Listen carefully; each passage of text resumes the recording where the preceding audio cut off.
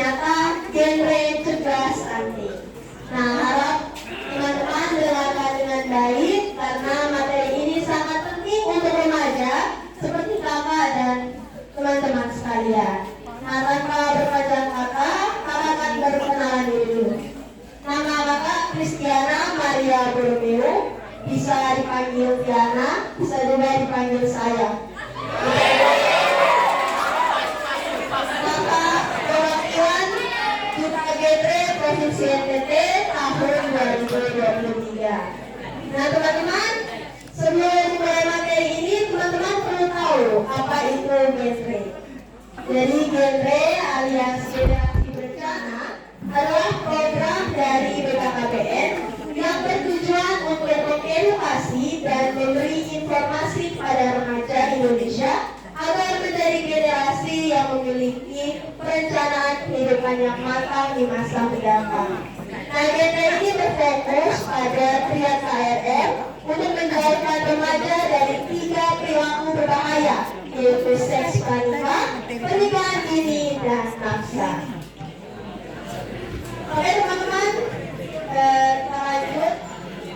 Teman-teman berdiri dulu. Kita mau salam genre. Jangan salam yang lain dulu. Salam genre.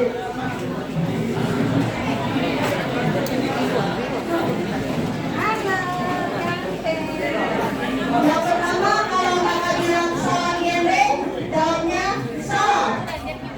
Tangannya begini ya. Kita coba. 1, 2, 3. Salam genre. Salam. Yang kedua, kalau kakak bilang remaja genre, jawabnya sehat, cerdas, dan ceria. Kita coba. Remaja genre. Sehat, cerdas, ceria. Nah, yang ketiga, genre Indonesia. Adik-adik jawab, saatnya yang muda yang berencana. Genre Indonesia, saatnya yang muda yang berencana. Dan yang terakhir, genre NTT, adik-adik jawab, beta genre, beta beraksi, salam genre. Ayo kita coba, genre NTT, beta genre, beta beraksi, salam genre. Kita ulangi lagi ya teman-teman. Siap-siap? 1, 2, 3. Salam genre. Salam. Remaja genre. Sehat, cerdas, ceria. Genre Indonesia. Saatnya yang muda yang berencana. Genre NTT. Beta genre. Beta beraksi. Salam genre. Oke, silakan dulu silakan berkaitan dengan stunting. Mungkin teman-teman di sini ada yang tahu apa itu stunting? Yang bisa jawab jangan kasih saya satu.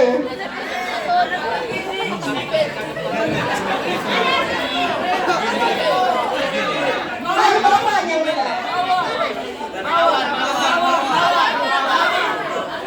Yang mau dapat level langsung maju sa.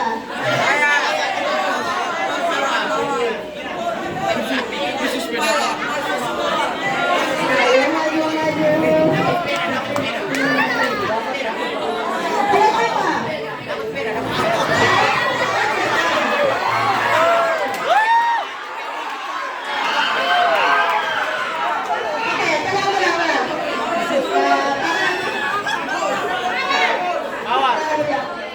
Standar tinggi.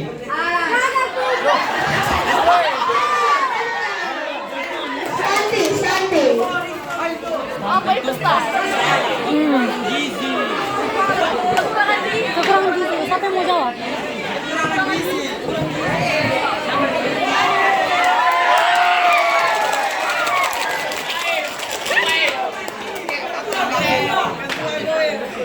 Stunting. Kurang gizi. Ya sudah dapat Wavelo. Jadi terima kasih sudah menjawab. Kita akan perbaiki dulu arti yang sebenarnya. Jadi stunting itu kondisi gagalnya pertumbuhan dan perkembangan pada anak-anak karena kurangnya asupan gizi seperti itu, kurang gizi dalam waktu yang lama, infeksi berulang, dan stimulasi psikososial yang tidak memadai pada 1000 hari pertama kehidupan. 1000 hari pertama kehidupan itu sejak anak dalam kandungan sampai usia 2 tahun. Oke, sebelum membahas lebih lanjut, topik pertama yang kita bahas yaitu aku dan ibuku. Jadi di sini kakak hanya mau menyampaikan, kita tahu bahwa Tuhan sudah memberikan kita tubuh yang sempurna dan tubuh yang sehat. Oleh karena itu, alangkah baiknya kita menjaga diri sebaik mungkin ya teman-teman. Kita itu harus mengenali diri sendiri dengan baik. Harus mengetahui kelebihan diri kita, kekurangan diri kita, hal saja yang harus kita tingkatkan, dan hal-hal apa saja yang harus diperbaiki untuk menjadi pribadi yang lebih baik. Selain itu, sebagai anak remaja, kita tentunya harus memiliki cita-cita. Dengan memiliki cita-cita, kita bisa semangat belajar untuk mencapai cita-cita kita. Nah, untuk bisa mencapai cita-cita kita harus menjaga kesehatan, baik secara fisik, psikis, maupun sosial. Oke, langsung saja kita lanjut pada topik yang kedua, yaitu gizi dan rentang hidup manusia. Nah, sebelumnya kakak mau bertanya dulu, setelah dari sini apa rencana kalian? Masuk SMA ini apa rencana kalian? Ya, betul, ada belajar biar nilainya bagus. Apa lagi? Belajar, mencapai cita-cita, mencari pekerjaan, dan selanjutnya sampai menjadi anggota masyarakat. Jadi teman-teman, di sini ada 5 transisi kehidupan remaja. Seperti yang tadi teman-teman sudah rencanakan, yaitu pertama melanjutkan pendidikan, yang kedua itu yang pertama kita harus mempraktekkan hidup sehat dulu. Yang kedua melanjutkan pendidikan, yang ketiga mencari pekerjaan, yang keempat memulai kehidupan berkeluarga, dan yang terakhir menjadi anggota masyarakat. Nah teman-teman, untuk bisa mencapai dan menjalankan transisi perkembangan tersebut, teman-teman harus memastikan kondisi tubuh dalam keadaan yang sehat, baik secara fisik, psikis, dan sosial. Nah teman-teman, agar bisa sehat, teman-teman itu harus memenuhi 4 pilar gizi seimbang, yaitu yang pertama, mengonsumsi makanan yang sehat.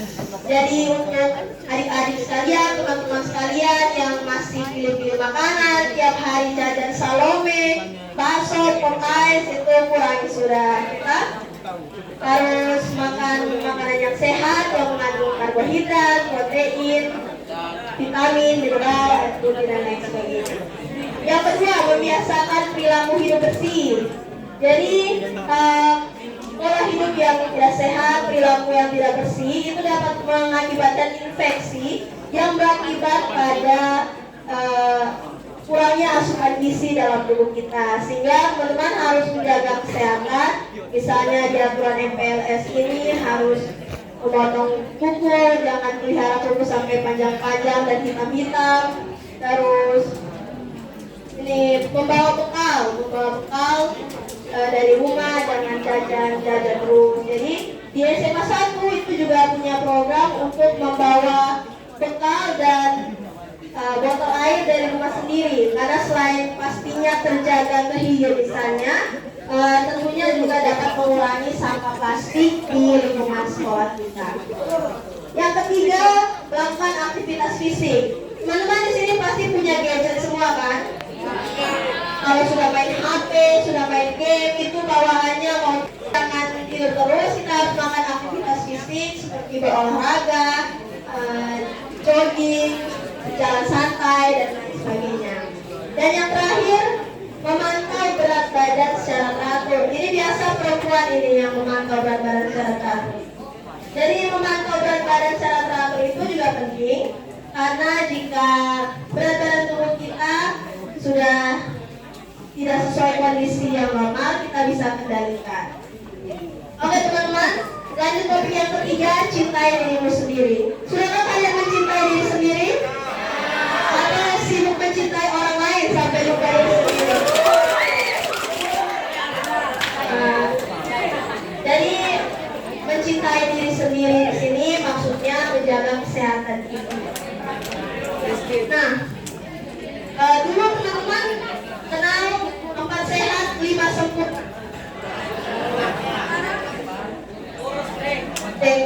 Sekarang ada yang baru, isi piringku. Nah, isi piringku itu terdiri dari 30% makanan pokok, 30% sayur-sayuran, 20% buah-buahan, dan 20% lauk. Jadi satu kali makan, teman-teman itu harus memenuhi aturan isi piringku agar asupan gizi yang masuk ke dalam tubuh itu.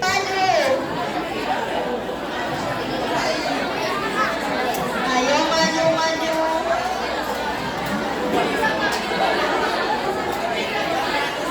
Coba yang di belakang.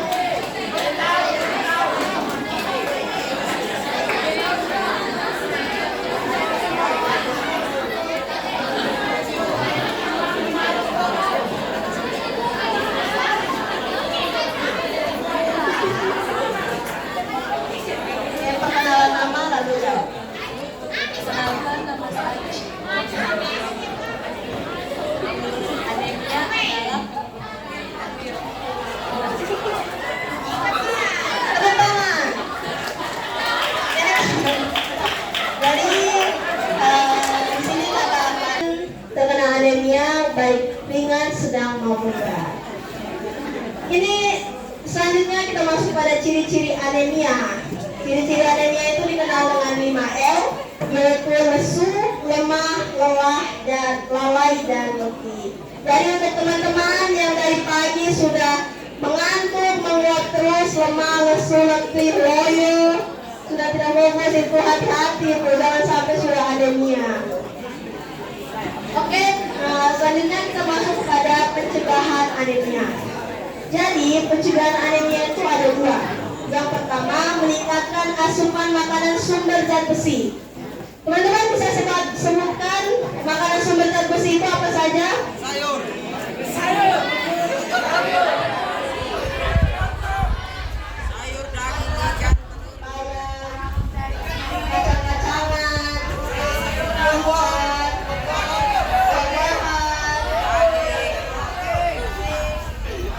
jadi benar semua teman-teman.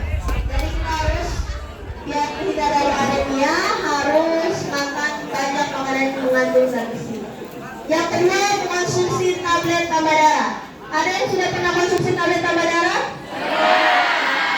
Luar biasa, bagus sekali. Jadi tablet tambah darah itu tablet yang mengandung asam folat dan zat besi.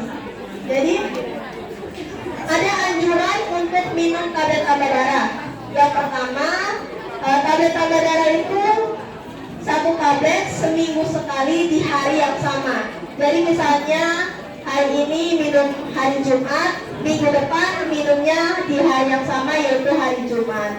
Yang kedua, tablet tambah darah itu diminum setelah makan ya teman-teman. Jadi kalau belum makan, mungkin kalau setelah minum efek sampingnya bisa mual, pusing, dan lain-lain. Yang ketiga, tablet tambah darah itu harus diminum dengan air putih. Karena kalau diminum dengan kopi, teh, atau susu, itu kandungan kafein di dalamnya dapat menghambat penyerapan zat besi dalam darah. Dan yang anjuran yang kelima, setelah minum tablet tambah darah, diharapkan teman-teman itu makan buah-buahan yang mengandung vitamin C untuk mempercepat penyerapan zat besi. Buah-buahan yang mengandung vitamin C seperti jeruk, apalagi semangka, pir, dan lain sebagainya. Oke teman-teman, di sini kakak mau infokan di SMA Negeri 1 Atambua itu nanti setiap hari Jumat ada tim dari Puskesmas yang akan membagikan tablet tambah darah. Jadi dibagikan kepada remaja putri untuk diminum setiap hari Jumat. Jadi kalau nanti dibagikan, mohon teman-teman diminum ya, jangan dibuang karena sebagai calon ibu harus mempersiapkan diri yang terbaik. Oke, kita masuk topik yang terakhir yaitu cegah stunting. Di sini kita akan main mitos atau fakta. Kakak sebutkan pertanyaannya, kalian jawab mitos atau fakta ya.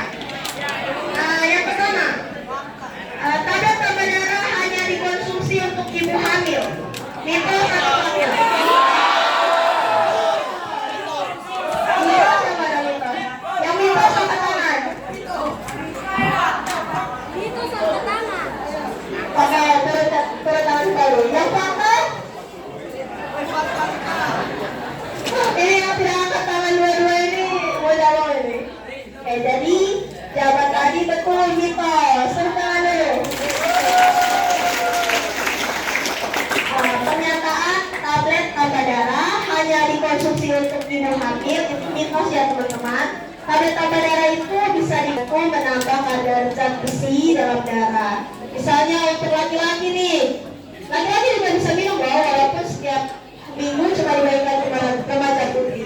Misalnya laki-laki yang suka begadang sampai pagi nonton bola, suka begadang main game, itu juga perlu tablet tambah darah biar kalian tidak terkena anemia juga.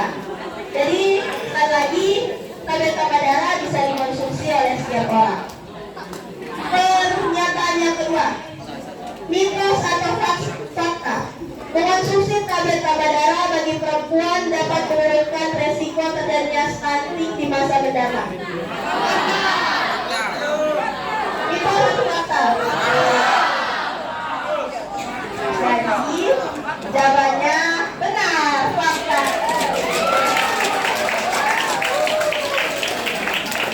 Jadi tablet tambah darah itu mengandung zat besi untuk pembentukan sel darah merah dan hemoglobin dalam darah.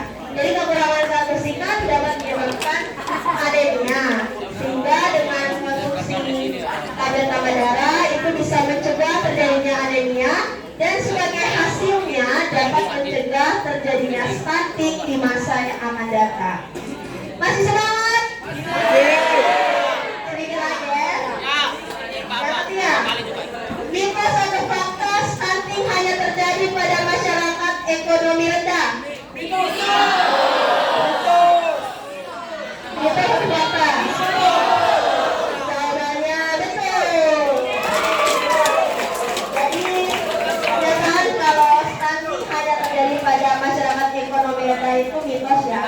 Jadi memang mungkin stunting itu kebanyakan terjadi pada masyarakat ekonomi kelas ekonomi rendah karena mungkin kurangnya akses terhadap makanan bergizi dan layanan kesehatan. Tapi bagi orang kaya itu anaknya juga bisa terkena stunting, misalnya karena pengetahuan tentang stunting yang kurang, pengetahuan tentang asupan gizi yang kurang, itu bisa menyebabkan anaknya mengalami stunting. Jadi stunting dapat terjadi di berbagai latar belakang, sehingga penting untuk teman-teman tahu tentang materi stunting ini agar bisa membandingkannya. Selanjutnya, mitos atau fakta laki-laki tidak perlu belajar tentang kesehatan reproduksi dan gizi karena tidak berpengaruh langsung pada kasus stunting.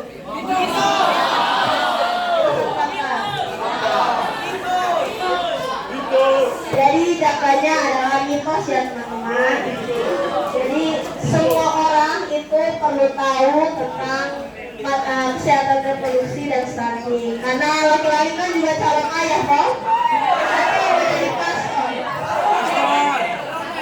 Jadi nanti teman-teman pulang dari sini bisa kasih tahu adik yang perempuan atau kakak perempuan atau teman-teman atau kasih tahu pacar ya. Jadi laki-laki juga harus tahu materi tentang stunting dan kesehatan reproduksi. Yang terakhir nih, mitos atau fakta stunting masih pendek, tapi pendek belum tentu stunting. Kita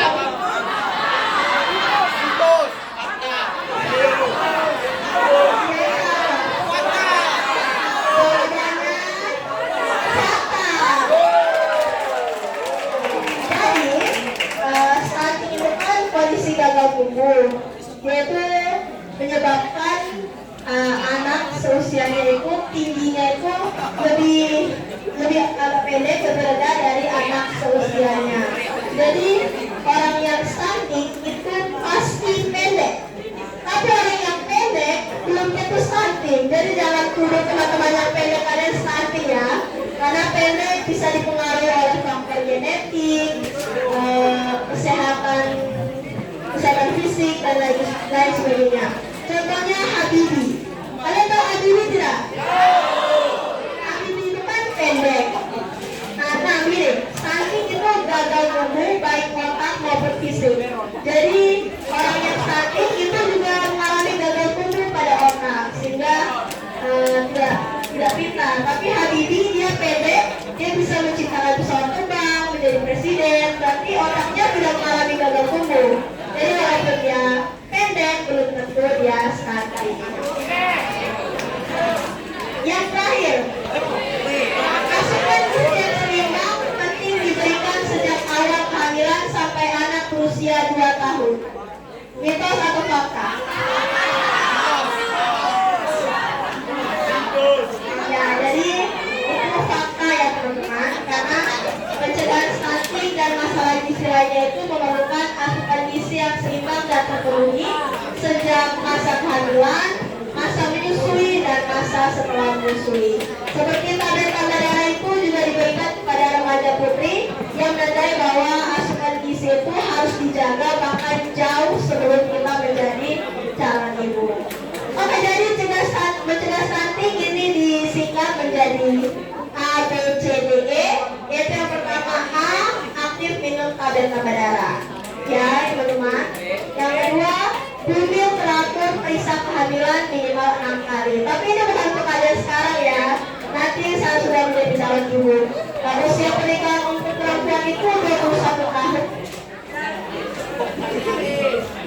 Dan terakhir, dan untuk laki-laki batas usia pernikahan itu 25 tahun. Jadi kalau di bawah itu, teman-teman jangan berpikiran menikah dulu, itu belum siap.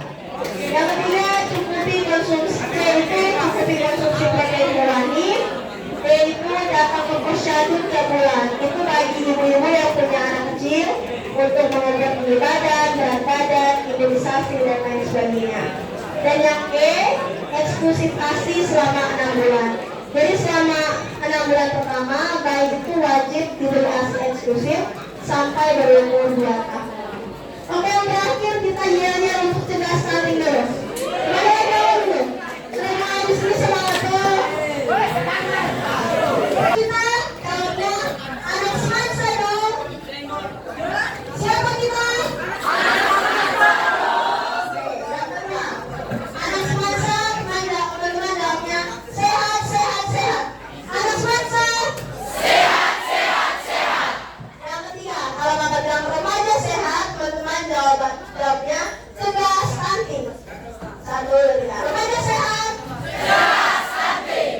Yang terakhir, kalau kakak bilang stunting, teman-teman jawabnya khusus sana. Stunting khusus sana. Jadi kita ulang sekali lagi ya. 1, 2, 3. Siapa kita? Semansa. Anak semansa. Sehat, sehat, sehat. Remaja sehat.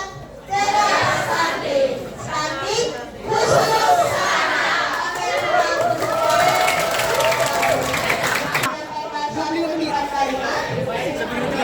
Teman-teman